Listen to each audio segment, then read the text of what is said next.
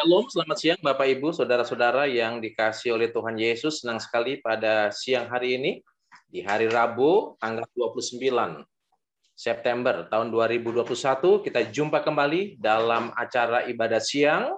Dan hari ini kita sudah masuk di pelajaran suka sahabat kita di hari Rabu, yaitu tentang perjanjian di Sinai, yang akan dibahas oleh hamba Tuhan Pendeta Manur Simbolon. Untuk itu, kita akan awali ibadah kita pada siang hari ini. Kita akan dengarkan sebuah lagu pujian.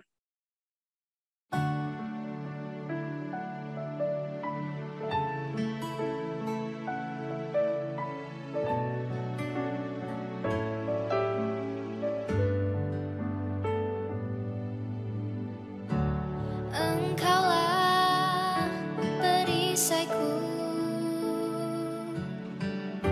saat badai hidup menerpaku. Janjimu di dalamku, pulihkan jiwaku.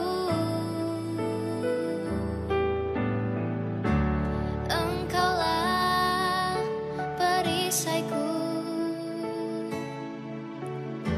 saat badai hidup menerpaku. Firman-Mu di dalamku,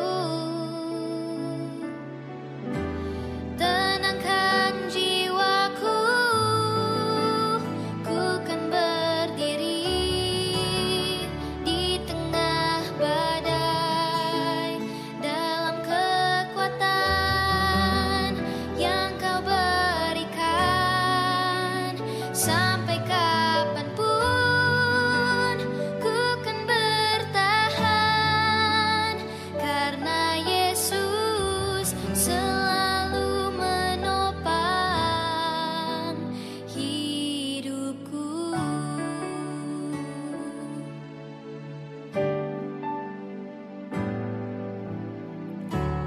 Engkaulah perisaiku saat badai hidup menerpaku. Firman-Mu di dalamku, tenangkan jiwaku. Ku kan berdiri di tengah badai, dalam kekuatan yang Kau berikan. Sampai kapanpun ku kan bertahan, karena Yesus selalu menopang. Ku kan bertahan dalam tekanan, dengan kekuatan yang Kau berikan. Sampai kapanpun tak tergoyahkan, karena Yesus selalu menopang hidupku.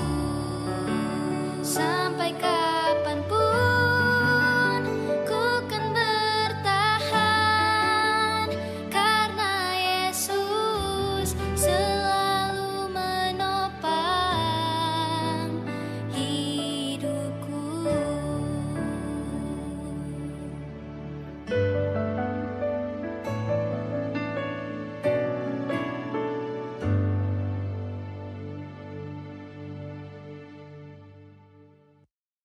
Baik, terima kasih untuk lagu pujian yang begitu indah.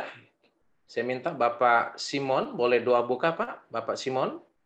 Maha besar Allah kami yang bertata di dalam kerajaan surga.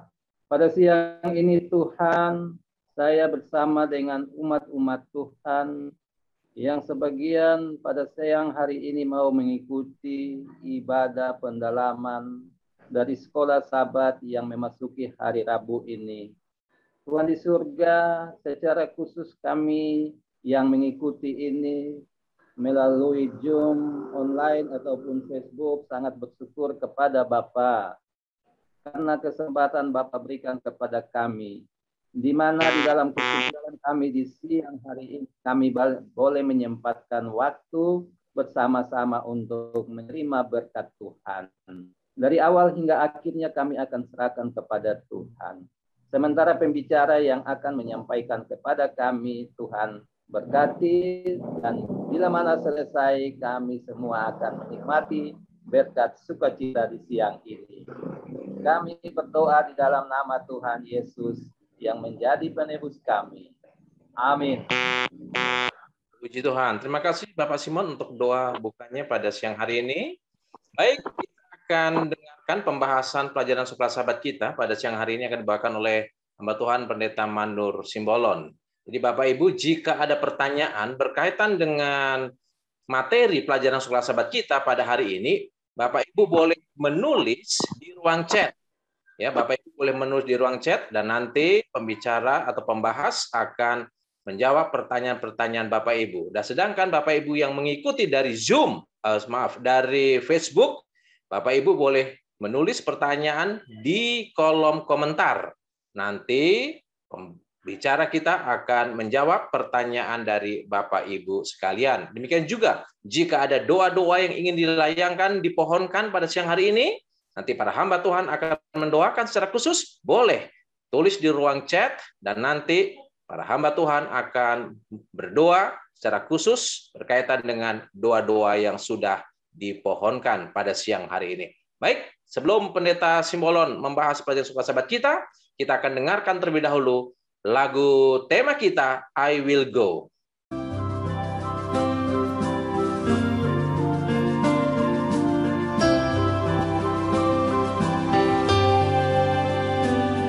Ku dengar suara Yesus panggil, ku jawab ku kan pergi.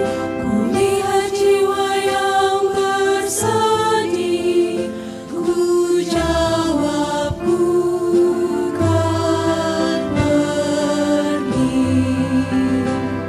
Pergi beritakan kabar kasih, bagikanlah pengharapan, dan bila aku lemah, Yesus menolongku, karena keputusanku kan pergi.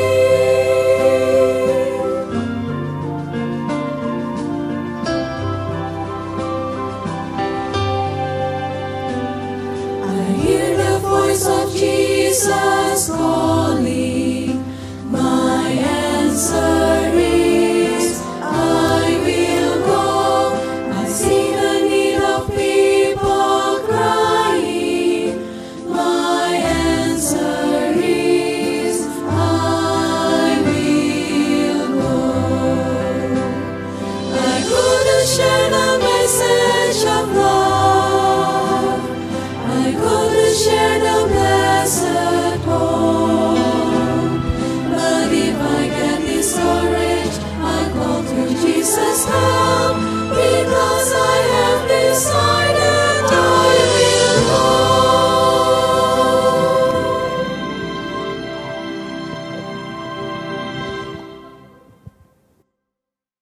Ya, baik, terima kasih. Silakan Pendeta Simbolon untuk membahas pelajaran sekolah sahabat kita pada siang hari ini. Waktu saya berikan. Silakan Pendeta. Selamat siang, saudara-saudara umat-umat Tuhan yang diberkati. Kita bersyukur di siang hari ini kita bisa lagi belajar akan firman Tuhan dari sekolah sahabat. Namun marilah kita tunduk kepala sebentar dan minta kuasa Roh Kudus agar kita diurapi. Bapak di surga, sementara kami mau membahas akan firman Tuhan pelajaran sekolah sahabat tentang perjanjian di Sinai. Kami rindu kuasa Roh Kudus-Mu Tuhan curahkan bagi masing-masing kami, agar kami dapat mengerti dan memahami, bahkan menghidupkan apa yang Tuhan sudah firmankan bagi masing-masing kami, sehingga kami bisa menjadi umat pilihan Tuhan. Urapi hamba-Mu dan juga semua yang mendengarkan. Dalam nama Yesus kami berdoa. Amin.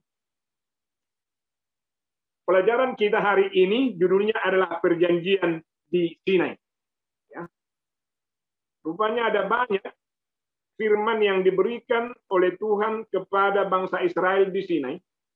Oleh karena mereka agak lama di sana berkemah sebelum mereka berangkat.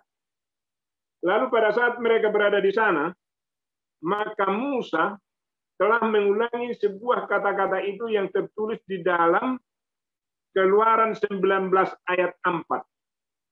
Bagaimana Tuhan membawa mereka keluar dari tanah Mesir. Dia katakan, masih kalian ingat kan? Kalian lihat bagaimana Tuhan menyelamatkan kalian, menyelamatkan kita. Di mana ada darah yang tertumpah pada saat itu. Dan setiap orang yang memercikkan darah di pintu rumahnya akan selamat. Masih kalian lihat, katanya, bagaimana anak sulung meninggal. Rupanya bukan hanya sulung manusia, di buku apa itu dikatakan anak sulung binatang pun meninggal dunia.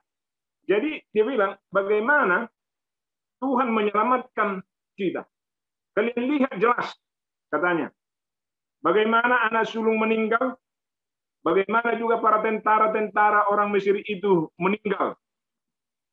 Itulah oleh karena kebaikan Tuhan bagi kami, bagi kita, katanya. Lalu di sana timbul, mulailah ditanya, apa sih sebenarnya, atau mulailah dipastikan Tuhan, tujuan Allah memanggil bangsa itu, mengeluarkan dari Mesir. Jadi setelah saya baca-baca, persis juga dengan seperti pengalaman kita. Jadi sekarang ayat 5 dikatakan, jadi sekarang, jikalau kamu sungguh-sungguh mendengarkan firman-Ku dan berpegang pada perjanjian-Ku, maka kamu akan menjadi harta kesayangan-Ku sendiri dari antara segala bangsa. Ada mulai persyaratan di sana.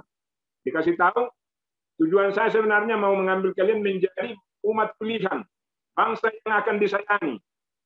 Jika ini, rupanya pada waktu dia panggil tidak langsung harus itu. Ditegaskan, jika kamu menurut, sungguh-sungguh, kamu akan menjadi apa? Bangsa kesayanganku. Jadi Tuhan sebenarnya memanggil bangsa Israel ini, dan diulangi di sini itu, ada rencana yang terbaik untuk menjadikan mereka menjadi umat pilihan, umat kesayangan dari seluruh bangsa. Tapi ada syarat. Jika kamu mau menuruti dengan sungguh-sungguh. Nah, inilah sebenarnya memang umat Tuhan harus penurut, ya. Memang dipanggil bukan karena mereka menurut dulu baru, tetapi mereka dipanggil, rencana Tuhan diberitahukan kepada mereka, diajak mereka agar mereka bisa menuruti apa yang Tuhan perintahkan. Lalu mereka katakan di sana ayat yang ke-6 juga, kamu akan menjadi bagiku kerajaan imam dan bangsa yang kudus. Injil. Inilah semuanya firman yang harus kukatakan kepadamu. Maka datanglah Musa memberitahukan kepada mereka, dan dia katakan, apa yang Tuhan katakan, firmankan, kami semua akan turuti. Luar biasa. Tetapi kalau kita melihat di sana, aneh juga.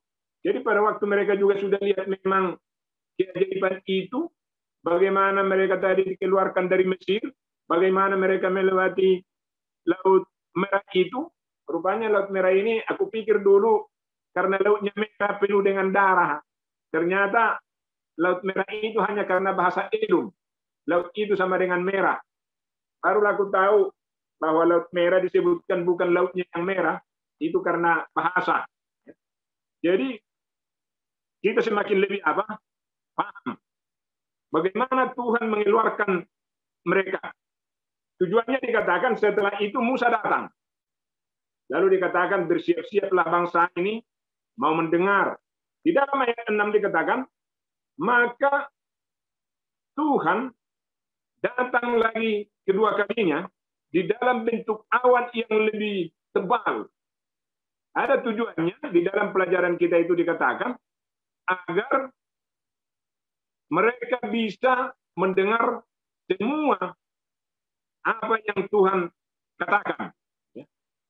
Yang kedua, agar mereka percaya menurut kepada Musa bahwa memang benar apa yang dikatakan disampaikan Musa itu bersumber dari Tuhan. Jadi pada waktu bangsa itu mulai dekat di sana dan Tuhan datang, mereka mendengar suara itu walaupun mereka agak jauh. Itu sebabnya di dalam pelajaran kita dia buat di dalam sesederhana mungkin. Karena panggilan mau meneguhkan mereka menjadi umat kesayangan itu sesuai dengan janji yang diberikannya kepada Abraham, Ishak dan juga Yakub. Keturunan menjadi umat pilihan, ya. Menjadi harta kesayangan. Ya, saya pikir kita mengerti kalau harta kesayangan, anak kesayangan, Mamat yang rajani. Luar biasa sebenarnya panggilan Tuhan kepada bangsa Israel dan ditetapkan di sana, kami akan mau. Jadi pada waktu mereka dikatakan kami berjanji akan mau, disitulah mereka mau disahkan menjadi umat Allah, harta kesayangan. Jadi kalau menjadi harta kesayangan dari seluruh bangsa, luar biasa. Di ayat yang lain dikatakan, bukan karena kebaikan bangsa Israel, bukan karena kehebatannya, tetapi oleh karena hak prerogatif Allah memilih mereka. Maka tidak penting ada kesombongan. Lalu setelah itu, dilanjutkan lagi perjalanan itu, maka Tuhan memanggil babak yang kedua di sini. Karena banyak tadi kita bilang banyak peristiwa-peristiwa yang terjadi di Sinai itu. Di dalam Keluaran 24 dikatakan, berfirmanlah Allah kepada Musa, naiklah menghadap Tuhan, engkau, Harun, Nadab dan Abihu, dan 70 orang dari para tua-tua Israel, dan sujudlah kamu untuk menyembah di sana. Tetapi rupanya saya lihat dari apa itu seperti ada 3 bagian.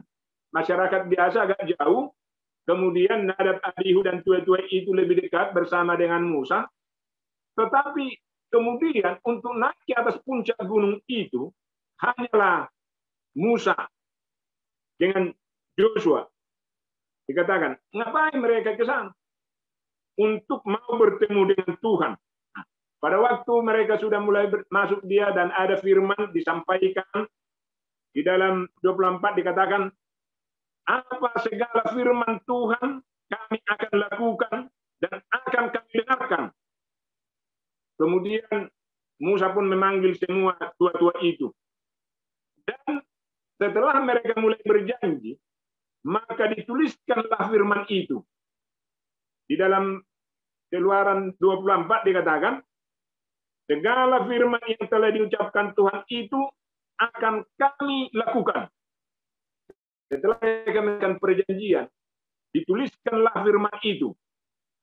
Keesokan harinya dikatakan dituliskan, dan besok pagi-pagi setelah dituliskan, maka mereka bikin mezbah, dia potong persembahan, apa itu domba menjadi persembahan, darahnya diambil, maka disahkanlah perjanjian itu dengan mereka dengan dipercikkan darah.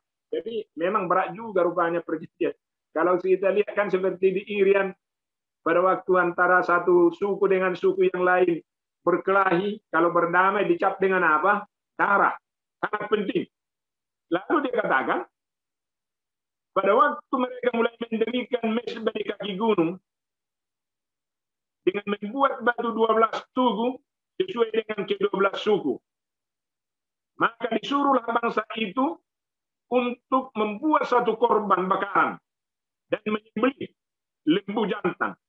Dan perjanjian itu disahkan dengan darah. Ayat yang ke-6 dikatakan, sesudah itu Musa mengambil sebagian dari darah itu, lalu ditaruhnya ke dalam pasu. Sebagian lagi dari darah itu disiramkannya pada mezbah.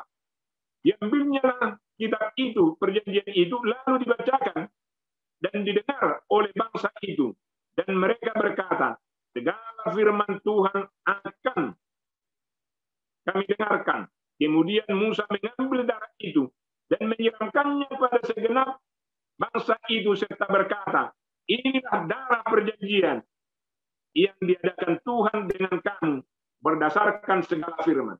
Jadi pada waktu bangsa itu mengatakan segala yang difirmankan Tuhan kami akan turuti, dan mulai disahkanlah dengan darah Jadi sebenarnya nggak bisa main-main. Maka itulah disebut darah itu, darah perjanjian yang diberikan di sana yang menjadikan dengan apa?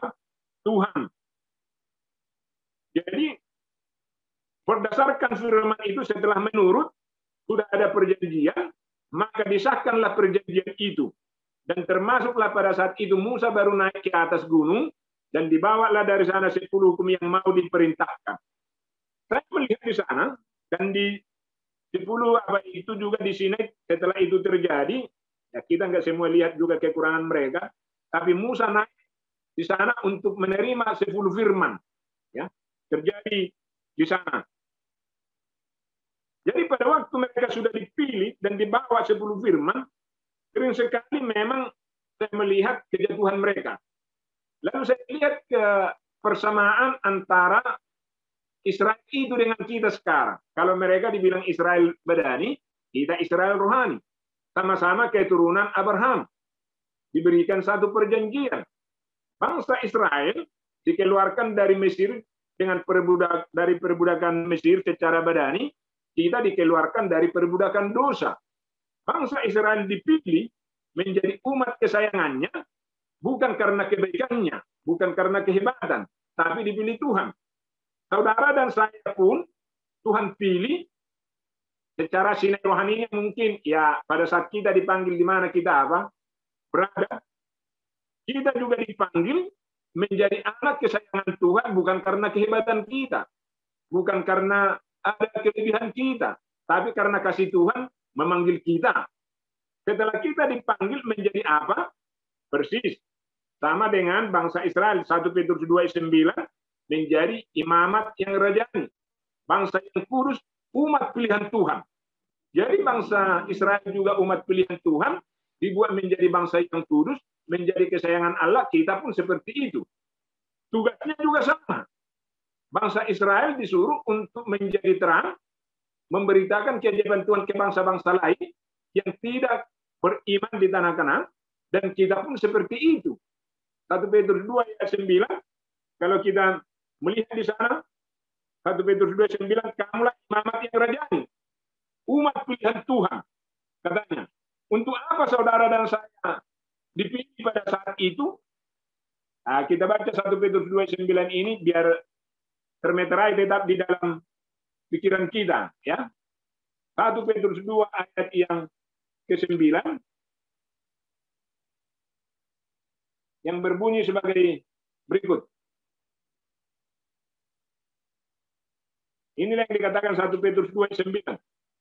Tetapi kamulah bangsa yang terpilih, imamat yang rajani, bangsa yang kudus, umat kepunyaan Allah sendiri, supaya kamu memberitahukan perbuatan-perbuatan yang besar dari Dia, yang kamu keluar dari kegelapan kepada terangnya yang ajaib.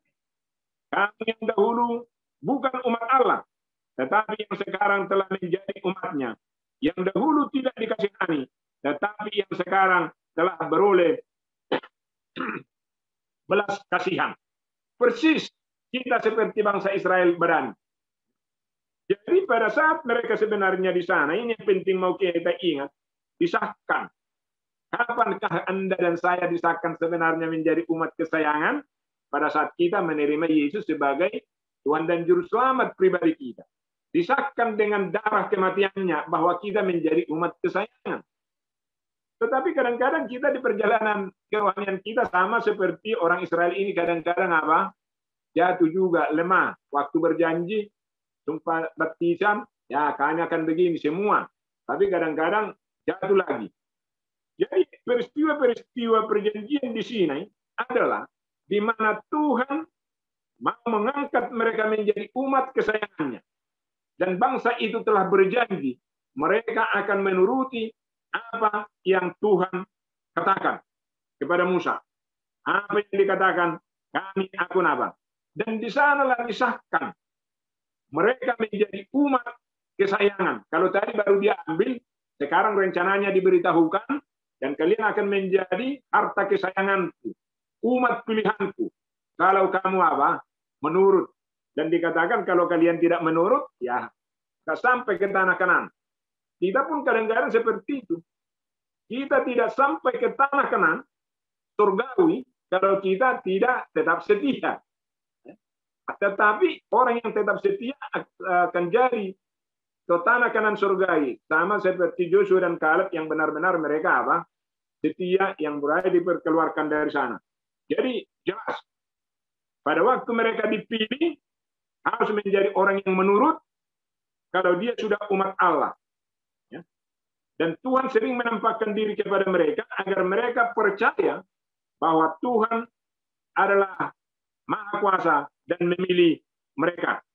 Oke, mungkin itu berarti apa kita pada saat ini inti pelajaran kita hari Rabu.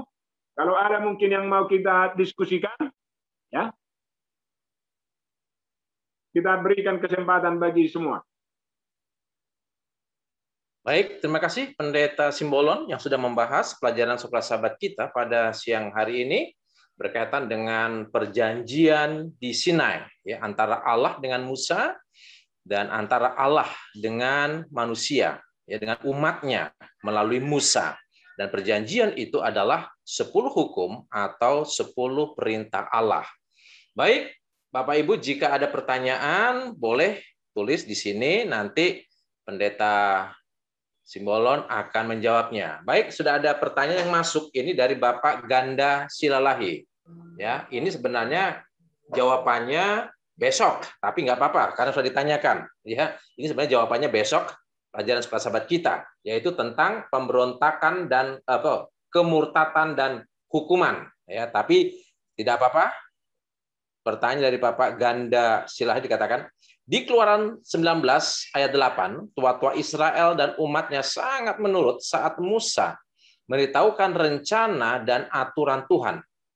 Apakah yang membuat Israel keras tengkuk dan di saat mana mereka menjadi keras kepala? Nah, jadi pertanyaan adalah mengapa bangsa Israel yang sudah melihat mujizat Tuhan, kuasa Tuhan dalam perjalanan mereka yang keluar dari Mesir dan mereka sudah berjanji untuk setia melakukan perintah Tuhan, tapi dalam perjalanan mereka keras kepala, mereka memberontak, mereka melawan kepada Tuhan. Nah, pertanyaan adalah apa yang menyebabkan mereka melakukan hal tersebut? Silakan Pendeta Simbolon. Jadi memang kemurtatan dan hukuman besok sebenarnya. Jadi sebenarnya besok aja ini Pak Ganda supaya lebih jelaskan, supaya besok jadi nggak datang Pak Silalahi ini kalau sudah dijawab sekarang. Jadi besok kita jawab agar hadir juga Pak Ganda besok untuk mendengarkan itu. Kira-kira gimana Pak Ganda? Tapi boleh Pendeta, coba dikasih keterangan sedikit. Kebetulan saya baca Keluaran 19 ayat 8 Pendeta. Ya, boleh Pendeta. Kan itu kan ayatnya kan Keluaran 19 ayat 4 sampai 8. Benar. Jadi kalau di apa itu kita lihat memang dia bilang sebentar mereka sudah berjanji, ya kan? Tetapi kadang-kadang pengaruh lingkungan juga boleh juga sebenarnya pengalaman kehidupan, dan itulah memang kelemahan bangsa Israel. Kebetulan sama dengan kita juga, kita kan sudah tahulah keajaiban Tuhan di dalam hidup kita. Kadang-kadang kita baik, ya kadang-kadang juga lemah iman kita. Ya. Kapan kita punya ada lemah iman? Pada saat ada mungkin problem, masalah kita hadapi. Kadang-kadang di situ kita lemah iman. Sama seperti mereka, waktu mereka menghadapi tidak ada air, mulai mereka bersungut-sungut. Pada waktu tidak ada makan tuan, mulai mereka bersungut-sungut. Jadi sebenarnya di sana situasi itu yang membuat mereka kurang menjadi keras tengkuknya itu oleh karena kurang iman. Seharusnya mereka sudah melihat keajaiban Tuhan, tidak penting mereka ragu-ragu. Yang kedua, kurangnya kepercayaan mereka kepada Tuhan. Saya pikir disitulah intinya, karena mereka tidak percaya akan segala keajaiban yang Tuhan berikan. Dan kita pun sekarang ini saya pikir kalau kita memang percaya betul-betul kepada Tuhan, tidak ada kekhawatiran kita sebenarnya. Tapi pada saat kita mulai bersandar kepada diri kita sendiri, mulailah banyak masalah kita harus hadapi. Jadi besok di sana, kalau kita lihat untuk pelajaran besok, Baru mereka katakan, segala firman Tuhan akan kami lakukan. Katanya. Tetapi walaupun tidak bisa diragukan lagi, umat ini sungguh-sungguh dengan kata-kata mereka setiap kali mengucapkannya. Ayat sekali dikatakan, sejarah suci itu menunjukkan bahwa tindakan mereka berulang-ulang kembali dan lagi dan bertentangan dengan kata-kata mereka. Rasa ketidakpercayaan itulah yang membuat kadang-kadang tidak sesuai kata hati dengan omongan kita. Ya kan? Kadang-kadang ya saya pun berjanji begini, contohnya, oh Tuhan, aku akan baca firman Tuhan setia, besoknya tidak lagi. Berdasarkan pengalaman Pak Ganda, kalau umpamanya waktu kuat imannya kadang-kadang lemah, kira-kira apa yang mengakibatkan menurut pengalaman Pak Ganda? Kira-kira begitulah pengalaman bangsa Israel ini mungkin sama. Jadi rasa ketidakpercayaan itu dan rasa keraguan-raguan atau kurang percaya kepada siapa? Kepada Tuhan. Sehingga mereka bisa keras tengkuk juga. Rasa tidak percaya itu membuat orang keras tengkuk kepada siapa? Kepada Tuhan. Kira-kira begitu mungkin yang bisa, tapi kalau ada yang lain juga bisa menambahkan. Ya, terima kasih Pendeta Simbolon yang sudah memberikan jawaban atas pertanyaan Bapak Ganda Silalahi. Baik, berikutnya ada juga pertanyaan ini dari Facebook, yaitu dari Ibu Meliawati. Nah, terima kasih Ibu Meliawati yang selalu hadir dan aktif memberikan pertanyaan-pertanyaan berkaitan dengan pelajaran sekolah sahabat kita. Ya, pertanyaan adalah, sebagai umat Tuhan, seperti apakah yang disebut sebagai umat yang setia? Ya, jadi umat yang setia itu yang bagaimana? Silakan Pendeta Simbolon. Bagaimana umat yang setia adalah umat yang menurut 100%. Makanya Tuhan bilang, kasihilah Tuhan Allahmu dengan segenap hatimu, segenap jiwamu, segenap akal budimu. Itulah umat yang setia. Setiap hari dia berjuang di sana. Berjuang terus, langkah demi langkah. Ya kalau makanya dikatakan hendaklah engkau setia sampai mati. Ya. Setia. Jangan murtad-murtad sebenarnya. Ya. Jadi kalau murtad, ya, tapi di akhirnya itulah yang setia itu. Setia. Kadang-kadang banyak orang yang juga menafsirkan, ya sekarang aku jatuh, besok ini, tapi di akhirnya itu aku setia. Apakah memang itu yang setia dan tekun? Nah, menurut Ibu, ya kalau yang setia itu bagaimana? Kalau menurut Alkitab, ya tetap dia harus apa? Bergantung terus kepada siapa? Kepada Tuhan. Ya. Dia hanya bisa setia memang dengan pertolongan Tuhan. Kalau hanya dengan kekuatan kita sendiri, sepertinya susah manusia menjadi apa? Setia. Jadi itulah sebenarnya umat yang setia. Contohnya seperti Kaleb lah, di Joshua. Kira-kira seperti itulah kehidupannya. Bagaimana kehidupan si Kaleb dengan si Joshua? Ya mungkin itulah yang dibilang apa? Bisa dibilang orang setia. Menurut Alkitab ya. Kira-kira begitu. Baik, terima kasih Pendeta Simbolon untuk jawabannya ya. Berikutnya ini dari Bapak Teri Tonga. Ya, pertanyaan dari Bapak Teri Tonga, pertanyaan adalah, mengapa Allah melakukan penyelamatan yang menarik banyak perhatian dan secara dramatis? Ya, jadi mengapa Allah melakukan penyelamatan yang menarik banyak perhatian dan secara dramatis? Silakan Pendeta Simbolon. Di dalam pelajaran kita itu memang jelas juga di sana dibuat bagaimana Tuhan sebenarnya memanggil bangsa Israel menyelamatkan karena dengan keajaibannya ya. Jadi bukan dengan kalau Musa lagi katakan di dalam Ulangan 4 di sana dikatakan, atau pernahkah saudara suatu Allah kecil ya mencoba datang untuk mengambil bagiannya suatu bangsa dari tengah-tengah bangsa yang lain, dan cobaan-cobaan, tanda-tanda serta mujizat katanya, tetapi dengan mujizat kebaikan. Jadi mengapa? Karena di sana dikatakan jelas karena Allah ingin memenuhi janjinya kepada Abraham, Ishak, Yakub menjadi umat kesayangannya. Ya. Karena itu di ayat terdahulu sudah dibilang nanti bahwa anak-anakmu, keturunanmu akan menjadi apa? Umat kesayangan dan akan memiliki tanah ini setelah mereka diperbudak dan mereka akan kembali nanti ke tempat ini. Jadi itu sebabnya Allah sebenarnya membuat itu dengan mujizatnya, karena itu hak pilihan Tuhan lah kita katakan ya, dipilih. Bukan karena kehebatan, bukan karena apa, tetapi untuk mengikat janjinya kepada Abraham, Ishak dan juga apa? Yakub, sehingga Tuhan melakukan hal tersebut. Ya. Jadi pada saat bangsa Israel berjanji untuk menurut, ya saat itulah juga dibuat mereka menjadi umat apa? Kesayangan. Jadi itu sebabnya memang pertanyaan itu dikatakan, mengapakah Tuhan melakukan penyelamatan yang menarik, banyak perhatian dan dramatis, yaitu mengeluarkan satu bangsa dari bangsa lain, atau seperti Musa sendiri katakan, sangat dramatis. Makanya dijawab di sana di dalam Ulangan 19 itu, dikatakan Tuhan telah memilih mereka menjadi umatnya. Memang harus dramatis. Kalau mungkin sekarang juga kan, oh kenapa ini dipilih kalau umpamanya di gereja dipilih menjadi ketua ini? Kenapa sih?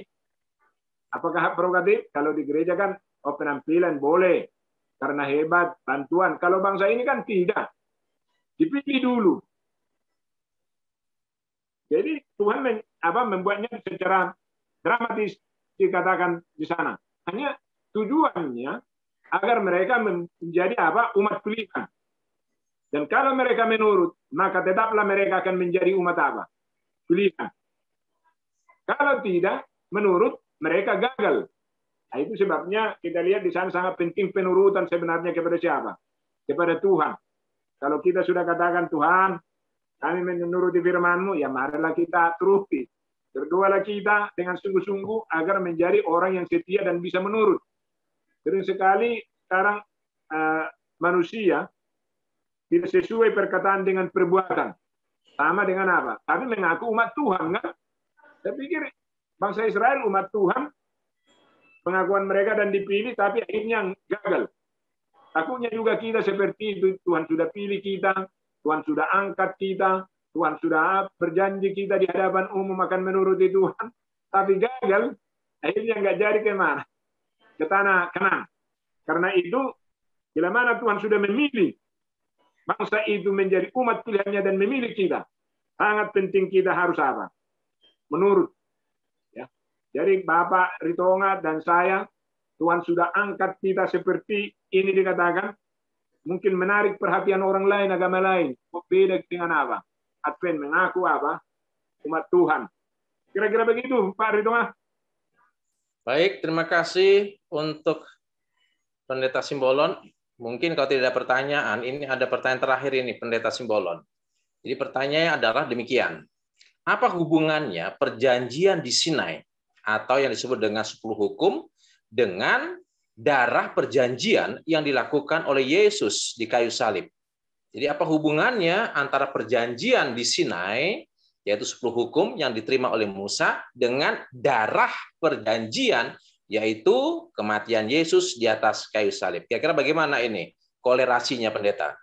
Silakan. Di dalam buku Keluaran itu, pada waktu pertama dari Keluaran 19 itu, di sana memang belum ada dicap dengan darah. Ya, itulah perjanjian pertama. Makanya kalau kita baca buku Ibrani itu, di dalam perjanjian pertama belum dicap dengan darah. Tapi di pertemuan yang kedua, perjanjian itu dicap dengan darah, disahkan. Ya, menjadi sah. Dan kita pun sebenarnya disahkannya itu dengan darah kematian Yesus di Golgota Allah yang membuat kita bisa menjadi apa? Anak perjanjiannya. Dan mereka pun dengan darah itu, makanya dibilang inilah darah perjanjian. Ya. Sama-sama diselamatkan.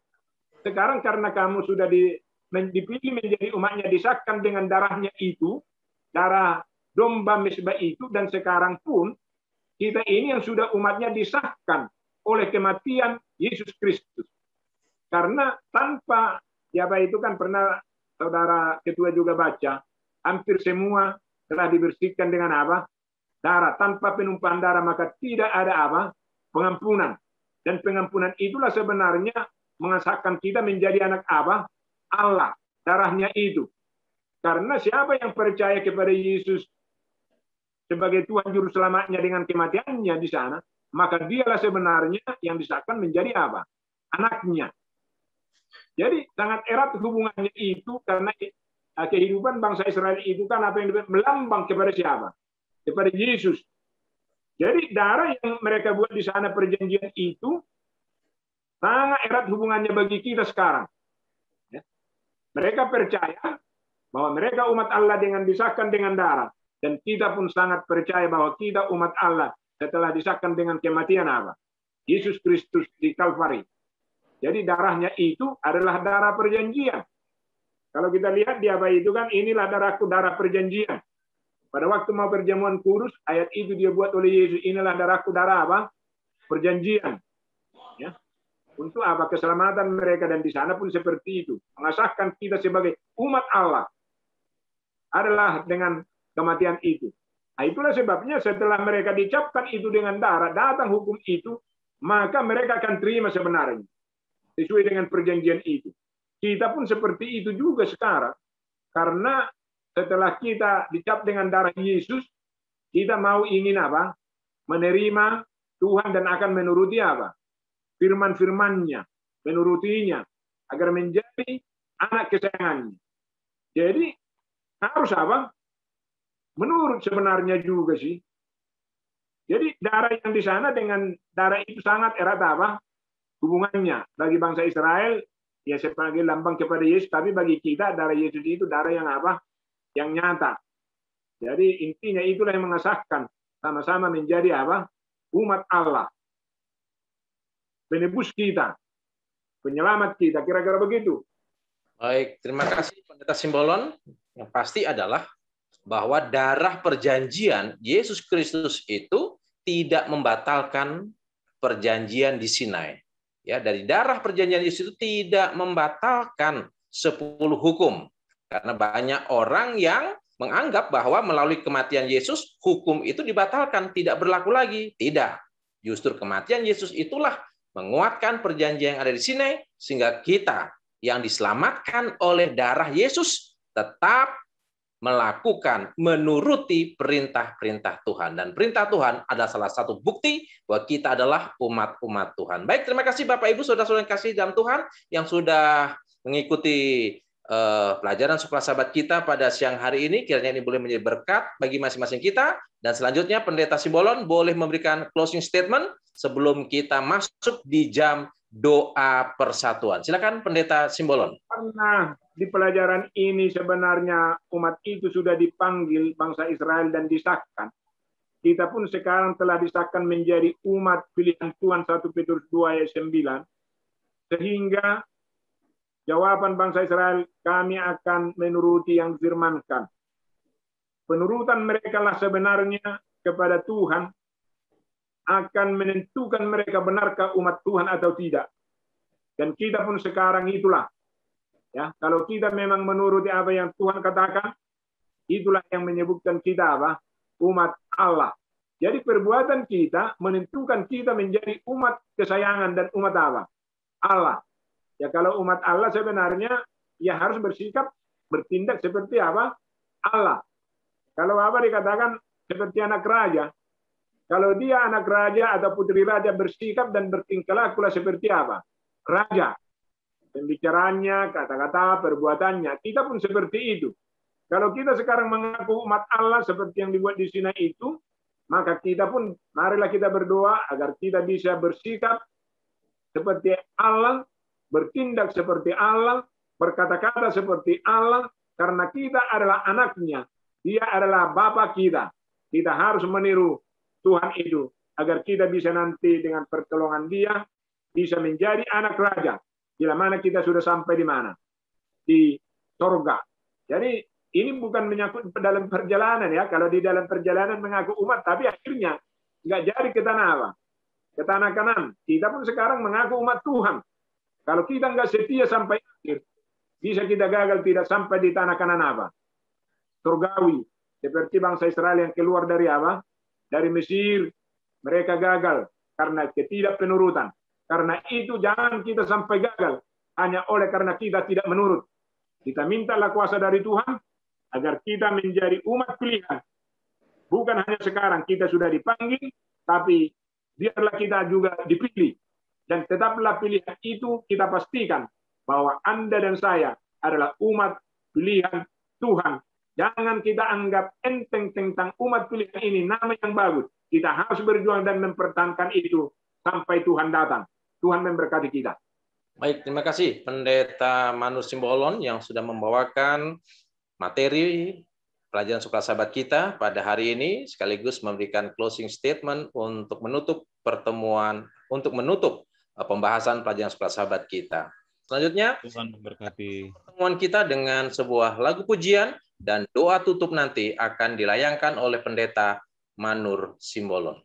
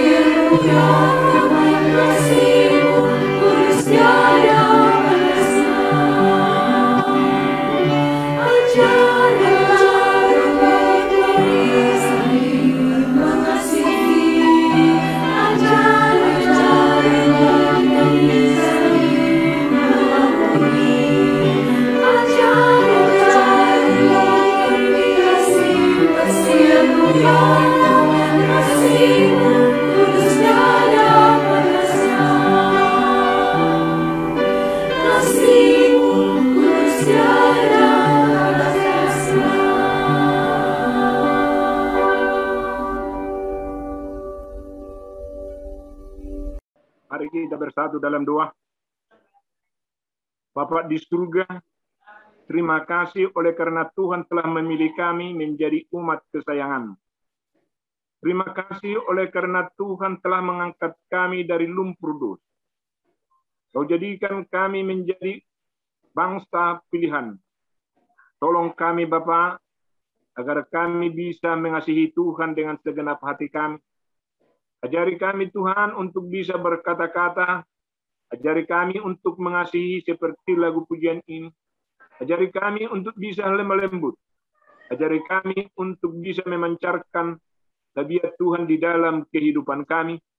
Agar benar-benar kami sebagai umat pilihan Tuhan memancarkan tabiat Yesus di mana kami berdiri. Sebagaimana Tuhan juga memilih bangsa Israel untuk menjadi saksi kepada orang-orang yang tidak mengenal Tuhan. Begitulah kami semua umat-Mu yang Kau panggil menjadi anak kesayangan, agar kami bisa memberitakan tentang keajaiban Tuhan seperti di dalam 1 Petrus 2 ayat 9. Tanpa kuasa Tuhan, tanpa pertolongan-Mu Tuhan, kami tidak akan pernah bisa berdiri teguh, bahkan menjadi terang. Karena itu Tuhan, jangan tinggalkan kami, bersamalah tetap dengan kami, ya Bapa. Jika kami jatuh, tariklah kami, peganglah kami dengan tangan-Mu yang membawa kemenangan di jalan yang lurus. Jika iman kami lemah, ingatkan kami Tuhan, supaya benar-benar kami semua bisa menjadi umat yang setia. Tuhan, berkati semua umat-Mu yang mendengarkan firman ini. Bukalah tingkap langit Tuhan, memberikan rezeki bagi kami. Cukupkanlah segala kebutuhan kami. Berkatilah keluarga masing-masing kami, ya Bapa, agar bisa menjadi surga kecil selama kami di dunia ini dan menjadi pewaris di dalam kerajaan surga. Tuhan, tolong kami dan lindungi kami dari segala penyakit yang merajalela di dunia ini. Janji Tuhan katakan, umat-umat-Mu yang setia hanya melihat dan tidak akan pernah. Karena itu Tuhan, kami yakin akan janji-Mu. Pemeliharaan-Mu akan nyata di dalam kehidupan kami. Terima kasih Tuhan oleh karena berkat yang Kau sudah siapkan bagi masing-masing kami. Curahkanlah berkat itu, maka kami akan tetap bergembira ria untuk memuji dan memuliakan nama-Mu. Tuhan, kalau ada segala dosa pelanggaran umat-umat Tuhan dimanapun kami berada, kiranya Tuhan berkenan untuk mengampuni kami dan mengasihi kami dengan kasih-Mu yang kekal, dengan menuliskan nama kami di dalam buku kehidupan, agar bila mana Tuhan datang, kami pun menjadi pewaris di dalam kerajaan yang Tuhan sudah sediakan, hanya oleh karena anugerah kasih setia-Mu kepada kami. Dalam nama Yesus kami berdoa dan mengucap syukur. Amin. Selamat bertemu kembali dengan kami di Jemaat Fisdak. Bagi saudara dan saudari sekalian yang sudah meluangkan waktu untuk bergabung, untuk mendapatkan kekuatan dari firman Tuhan, mungkin setelah yang di Amerika ya, sepanjang hari ini kita telah bergumul dengan pekerjaan, dengan hal-hal yang telah mungkin membawa kita untuk dapat kembali bermohon kepada Tuhan, mendapatkan kekuatan untuk saat ini. Dan bagi saudara-saudari yang dari Indonesia tentunya dapat memulaikan hari ini dengan satu kekuatan yang juga akan diberikan oleh firman Tuhan. Baik saudara sekalian, seperti biasa saya akan membagikan pelajaran sekolah sahabat kita, dan kita akan mempelajari bersama satu topik yang cukup menarik untuk malam hari ini ya. Untuk malam hari kita akan membahas tentang panggilan kepada Abraham ya, panggilan Abraham. Inilah pelajaran kita pada saat ini, the call of Abraham ya. Penulis sekolah sahabat menuliskan Abram yang kemudian dipanggil Abraham muncul pertama kali di dalam silsilah yang tercatat pada Kejadian 11, yang muncul tepat setelah penyebutan, setelah dituliskan terseraknya bangsa-bangsa dari lembah Shinar pada saat mereka membangun menara Babel. Bacalah Kejadian 12 ayat 1 sampai dengan 3 tentang panggilan Allah kepada Abram saat ini ketika melihat ke belakang pada peristiwa sesudah salib, yaitu peristiwa sesudah kematian Yesus dan penyebaran Injil. Bagaimana kita memahami apa yang Allah janjikan untuk dilakukan melalui Abraham, yang sekarang itu adalah kita sebagai keturunan-keturunan Abraham, dengan kata lainnya Abraham rohani, keturunan Abraham rohani. Itu bagaimana kita dapat memahami janji tersebut. Kejadian 12 ayat 1-3 katakan, berfirmanlah Tuhan kepada Abraham, pergilah dari negerimu dan dari sanak saudaramu dan dari rumah bapamu ini ke negeri yang akan kutunjukkan kepadamu.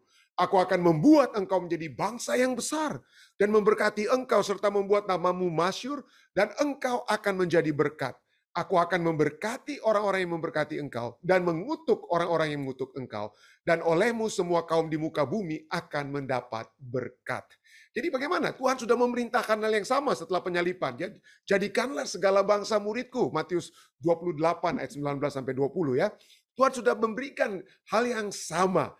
Ya, bagaimana kita dapat menjadi berkat dengan membawa jiwa-jiwa, membawa umat manusia menjadi murid-murid Yesus untuk mengikuti ajaran-ajaran Yesus, untuk mengikuti segala kehendak Yesus yang dapat terjadi dalam kehidupan umat manusia. Jadi bagaimana kita dapat melakukannya ya? Pelajaran kita kemudian katakan, berabad-abad kemudian, Rasul Paulus dalam upaya untuk menangani sekte-sekte atau ajaran-ajaran kelompok-kelompok ajaran yang berbeda di Galatia, merujuk kembali kepada panggilan Abraham. Dan dia menunjukkan bahwa hal tersebut adalah sebuah ungkapan yang paling pertama dari apa yang merupakan maksud Allah selama ini. Yaitu apa? Injil kepada dunia. Pada saat Tuhan berkata kepada Abraham, ya, segala bangsa akan mendapat berkat oleh sebab engkau, itu berbicara tentang Injil kepada dunia. Ini yang tertulis dalam Galatia 3 ayat 7-9 ya. Jadi kamu lihat bahwa mereka yang hidup dari iman, mereka itulah anak-anak Abraham. Kalau saudara dan saya, kita semua walaupun kita bukan orang Israel, dan nanti kita akan lihat Abraham sendiri mungkin bukan orang Yahudi yang asli ya, dengan kata lain ya. Nanti kita akan lihat dalam bagian tambah. Jadi dengan kata lain kita adalah anak-anak apa? Anak-anak Abraham. Dan kitab suci yang sebelumnya mengetahui bahwa Allah membenarkan orang-orang bukan Yahudi oleh karena iman, telah terlebih dahulu memberitakan Injil kepada apa? Kepada Abraham. Olehmu segala bangsa akan diberkati. Jadi mereka yang hidup dari iman, mereka lah yang diberkati bersama-sama dengan Abraham yang beriman itu. Itulah yang dituliskan oleh Rasul Paulus dalam Galatia 3 ayat 7-9. Panggilan Abraham dinyatakan pertama kali dalam Kejadian 12. Nah, kebanyakan dari isi kitab Kejadian adalah cerita tentang darah daging daripada Abraham. Daripada Abraham kemudian ya, daripada Ishak, Yakub dan Yusuf dan seterusnya ya. Dari satu keturunan yang tidak normal kepada keturunan lainnya ya. Kenapa? Masalah-masalah ya satu sama lain ya, antara Yakub dan Ishak dan lain sebagainya ya. Satu keturunan yang tidak normal pada keturunan lainnya yang kemudian menciptakan satu keluarga yang berantakan. Namun seperti kita lihat keluarga daripada Yakub ya. Namun pun demikian, walaupun demikian, melalui mereka perjanjian itu pada akhirnya digenapi yang mencapai titik puncak yaitu pada panggilan Musa.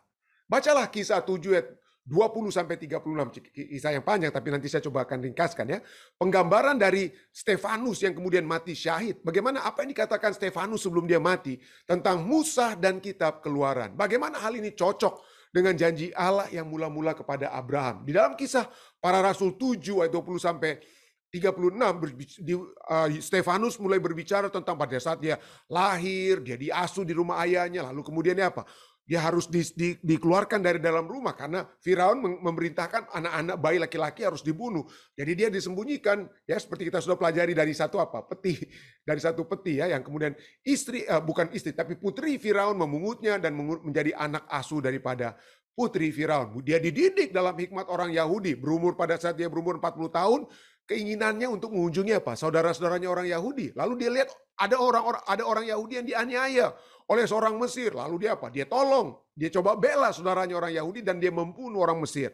Lalu itulah ya. Dengan kata lain, dia dari sejak semula kita lihat adalah menjadi pembela umat-umat Tuhan. Tetapi dikatakan di ayat 25 ini, orang-orang Yahudi atau orang-orang Israel tidak mengerti. Esokan harinya dia muncul pula. Dan sekali ini yang berkelahi bukan antara orang Mesir dan orang Yahudi, tapi dua orang Israel. Musa berusaha mendamaikan. Tapi apa? Wah, mereka langsung apa ya? Marah kepada Musa, kamu mau bunuh kami seperti kamu bunuh orang Mesir kemarin. Wah, mengetahui bahwa rahasianya itu sudah dibongkar, dia langsung apa ya? Dia langsung lari.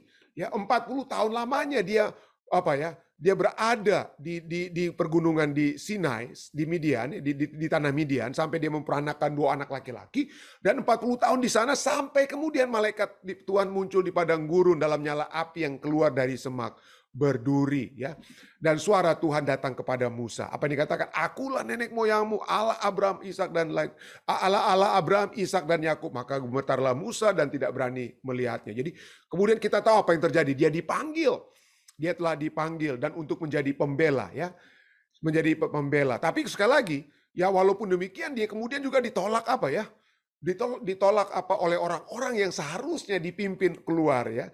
Seharusnya dipimpin. Tapi itulah ya, bagaimana 40 tahun lamanya kemudian dia membawa mereka dari luar dan keluar dari Mesir, mengadakan mujizat-mujizat dan tanda-tanda di tanah Mesir, di Laut Merah dan di padang gurun 40 tahun lamanya. Nah, pelajaran kita katakan dalam sebuah dunia yang dipenuhi dengan kebodohan, kesalahan dan kurangnya pengetahuan umum tentang kebenaran, ya banyak hal telah berubah.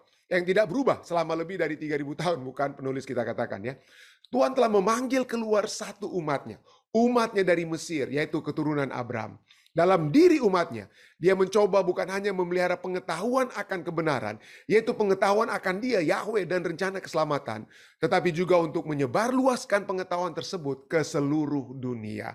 Allah telah memanggil Abram keluar dari tanah Ur Kasdim dan kemudian dari Haran, ya, dari Ur Kasdim dia pindah ke Haran dan Tuhan panggil keluar, ya. Supaya apa? Supaya pengetahuan tentang Allah itu dapat tersebar ke seluruh dunia. Itulah seluruh rencana Tuhan. Bangsa Israel juga, bangsa Israel telah dipilih, ya. Dipilih bukan karena mereka besar atau apa, tetapi karena mereka lah yang telah dinilai Tuhan di dalam kasih-Nya menjadi alat Tuhan untuk menuntun umat manusia kepada Tuhan. Nah, pertanyaannya, saat ini bagaimana kita sebagai anggota gereja Masih Advent hari ke-7 melihat diri kita dalam hubungan kita dengan dunia ini? Yaitu, apakah persamaan yang ada di antara kita dan Israel kuno? Lebih penting lagi, tanggung jawab apa yang diletakkan pada masing-masing kita secara pribadi dari persamaan ini? Ini masing-masing kita telah dipanggil. Masing-masing kita telah dipanggil. Ini kata kuncinya. Abram dipanggil keluar. Saudara dan saya juga dipanggil. Ya, pada saat kita dipanggil, untuk apa pertama-tama? Tentunya untuk membawakan apa ya? Pekabaran. Tapi sebelum pekabaran itu, sebelum nama Abram itu terkenal, apa yang harus dijumpai terlebih dahulu oleh Abraham? Ya, apa yang harus didapat terlebih dahulu oleh Abram? Itulah pelajaran tambahan kita pada saat ini. Ya. Di dalam Alkitab dikatakan dalam Yesaya 41 ayat 8 bahwa Abraham adalah seorang yang dikasihi oleh Allah, ya, seorang yang dikasihi Allah. Di dalam kitab Alkitab Perjanjian Lama dan Baru ada nama Abraham ini. Nama Abraham ini disebutkan di 230 ayat, ya, di 230 ayat. Jadi banyak juga ayat-ayat yang berbicara tentang apa ya? Dari Abraham. Dan dikatakan dari mana dia? Dia seperti saya katakan tadi, banyak katakan dia orang apa ya? Orang Israel. Nah, kalau Anda lihat dia aslinya itu bukan dari Israel. Ya, dia bukan dari Israel, dia dari tanah Ur Kasdim, ya, orang-orang Kasdim. Di mana itu Ur Kasdim itu? Ur Kasdim itu kurang lebih 200 miles di sebelah apa ya? Di sebelah southeast, ya. Di sebelah southeast, saya bagian selatan ke arah timur dari Baghdad, dari Irak. Itulah tempat daripada Abraham. Jadi dari kata lain dia keturunan orang Irak lah dengan demikian Abraham ini, ya. Itulah sebabnya pada saat Tuhan Rasul Paulus berbicara tentang Abraham dalam Galatia 3 ayat 7-9 dikatakan apa? Jangan hanya pikir Abraham itu hanya untuk orang Yahudi seperti orang-orang di Galatia yang katakan demikian, ya. Jadi dikatakan apa? Jadi kamu lihat bahwa mereka yang hidup dari iman, mereka itu adalah yang tadi kita sudah baca ya, mereka itulah anak-anak Abraham. Dan kitab suci yang sebelumnya mengetahui bahwa Allah membenarkan orang-orang bukan Yahudi oleh karena iman, telah terlebih dahulu memberitakan Injil kepada apa? Abraham. Sudah dikatakan bukan Yahudi, karena ya pada dari sononya Abraham juga itu bukan apa ya, dengan kata lain ya, walaupun dia kemudian dari keturunannya kita kenal menjadi orang-orang Yahudi, tapi dari segi teritorinya dia bukan dari apa? Bukan dari tanah perjanjian tersebut, ya. Jadi bukan Yahudi terlebih dahulu memberitakan Injil kepada Abraham. Olehmu segala bangsa akan diberkati. Jadi mereka yang hidup dari iman, merekalah yang diberkati bersama-sama dengan Abraham yang beriman tersebut. Nah, kenapa Abraham itu orang yang dikasihi Tuhan itu disebut sebagai orangnya apa? Beriman. Nanti kita akan lihat. Kita sering menyebutnya sebagai Bapa orang yang beriman. Apa artinya iman? Apa artinya iman? Artinya percaya. Percaya kepada apa?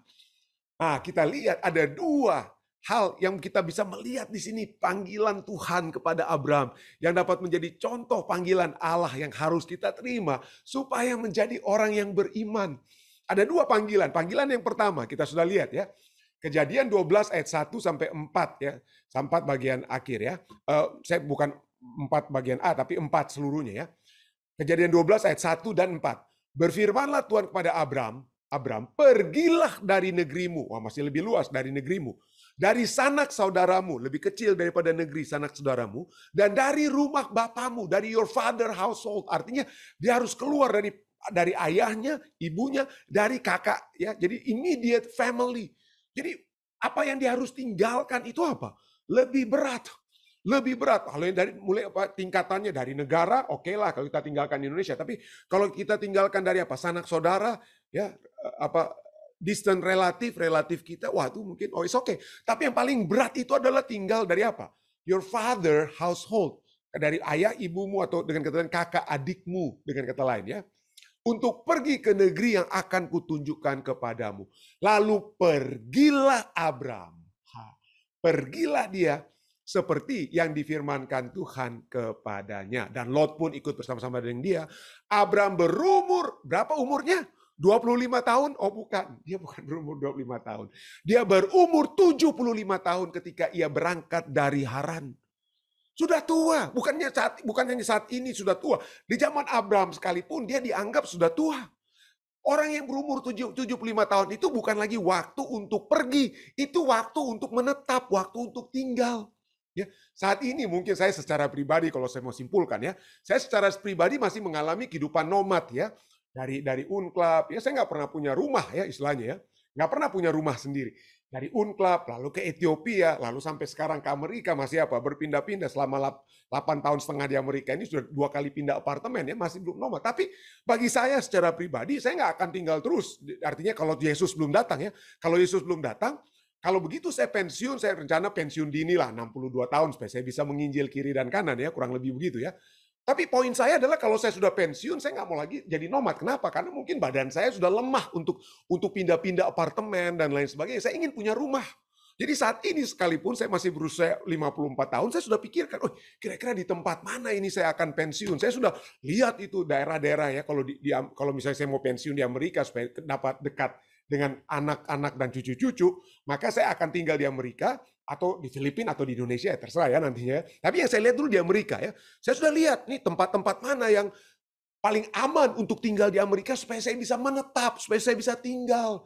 Ya saya bisa berkebun misalnya lain sebagainya, tidak kena dengan hurricane di East Coast, tidak kena dengan kebakaran atau gempa bumi di West Coast, tidak kena dengan tornado di South daripada Amerika. Maka saya sudah lihat-lihat. Yang terbaik menurut saintis adalah di Duluth, Minnesota. Ya, itu yang paling airnya banyak dari air di Lake Michigan atau apa di situ. Atau ya minimal bagi saya yang suka dekat kampus ya, saya suka tinggal misalnya di dekat kampus Andrews University di Michigan ya. Jadi saya sudah pikirkan semua. Karena bagi saya kalau semakin kita tua, disitulah tempat kita untuk apa? Tinggal, cari tempat yang paling aman. Ya bukan santai-santai, tapi menetaplah kita. Bukan lagi untuk tinggal-tinggal pindah dari kiri kanan, tinggal-tinggal di apartemen, menumpang rumah orang kiri kanan. Enggak.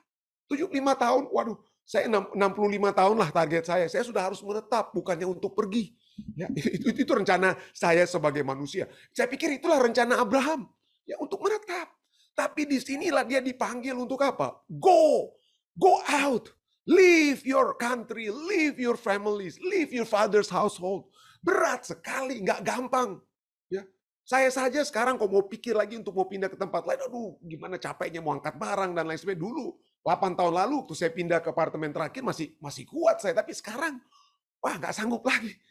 Dan bukan itu saja. Kalau orang yang berusia 75 tahun itu bukan lagi untuk mencari pengalaman. Ya bukan lagi untuk cari pengalaman, itu waktu untuk mengingat pengalaman. Ingat-ingat pengalaman, waktu dulu saya begini, waktu dulu begini. Bukan lagi untuk, wah cari pengalaman supaya ada yang untuk diceritakan. Oh, bukan lagi waktu untuk bercerita. Oh, cari pengalaman untuk diceritakan, tapi waktu untuk bercerita, pengalaman. Itulah 75 tahun ya.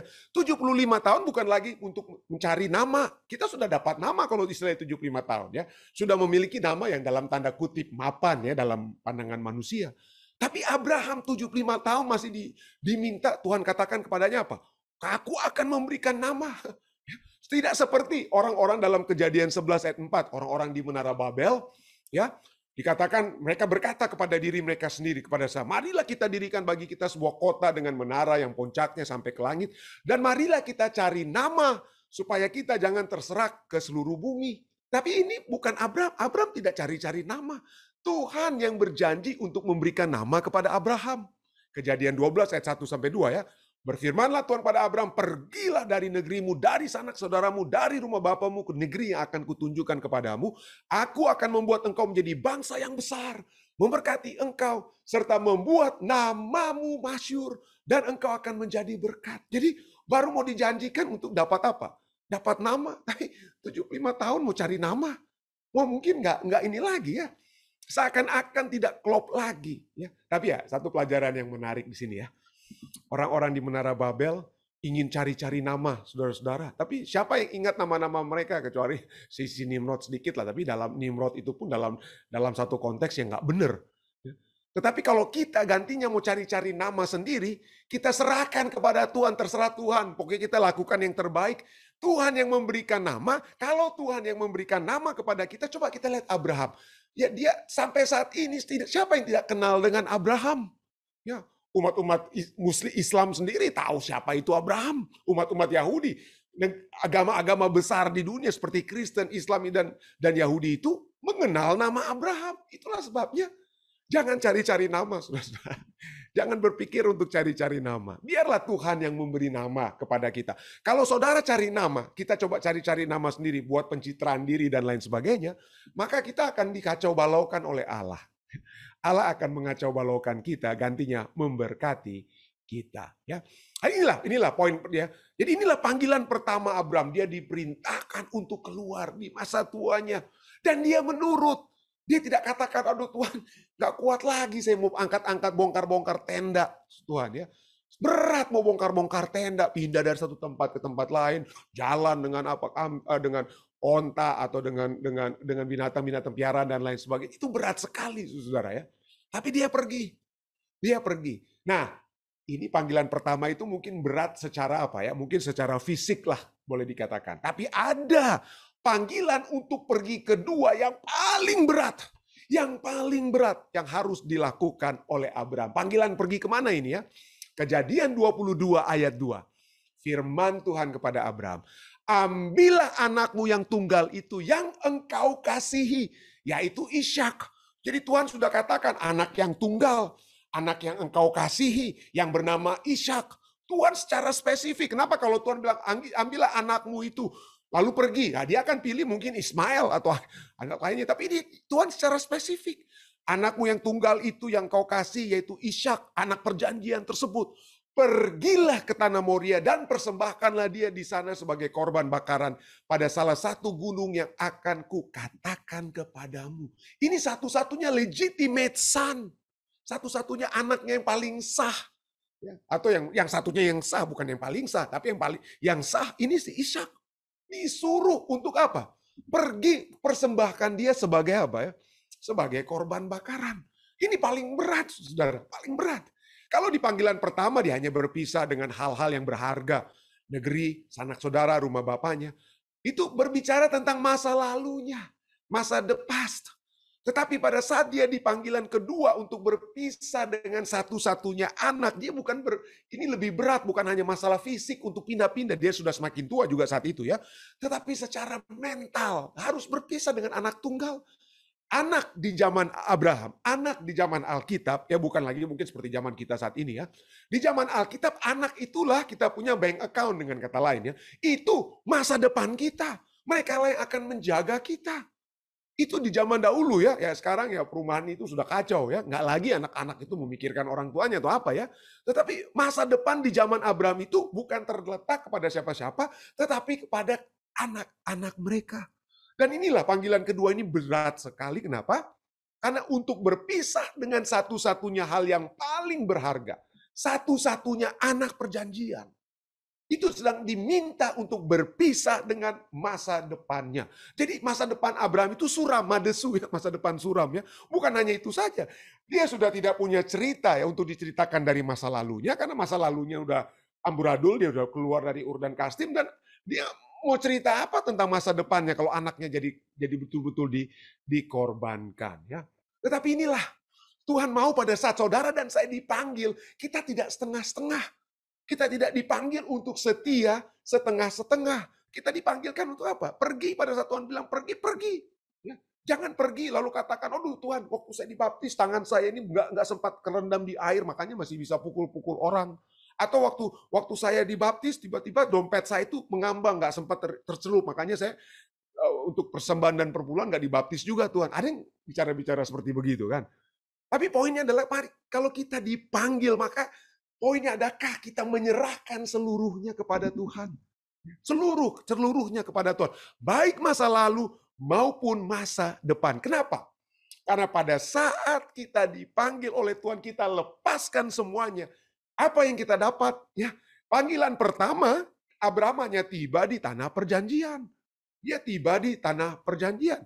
Ya, tapi apa yang dia dapat di tanah perjanjian? Ya betul, dia dikatakan Abraham itu kaya ya. Ya mungkin banyak hewan piaraan, banyak emas. Tapi apakah ada tanah yang dia beli di tanah perjanjian? Tidak ada, saudara. Yang dimiliki oleh Abraham itu hanya kuburan, kuburan untuk istrinya dan dia. Hanya itu saja, tanah sepenggal. Ya, tanah sepenggal saja yang dia miliki. Padahal dia dijanjikan, Tuhan, kamu akan apa? Masuk ke tanah yang akan kuberikan kepadamu. Tapi mana tanah tersebut? Ya kemudian, keturunan-keturunan kemudian mungkin akan kembali ya sampai saat ini. Tapi Abraham tidak dapat tersebut.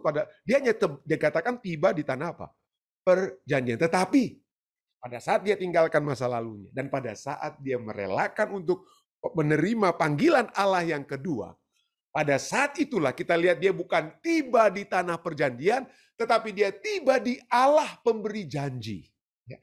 Dia bukannya menerima berkat-berkat Tuhan, tetapi dia menerima Tuhan pemberi berkat. Itu yang dia terima setelah dia membuktikan untuk tetap pergi, baik di panggilan pertama maupun di panggilan kedua. Pada saat dia pergi, dia lepaskan, dia rela untuk lepaskan semuanya, termasuk anak tunggalnya.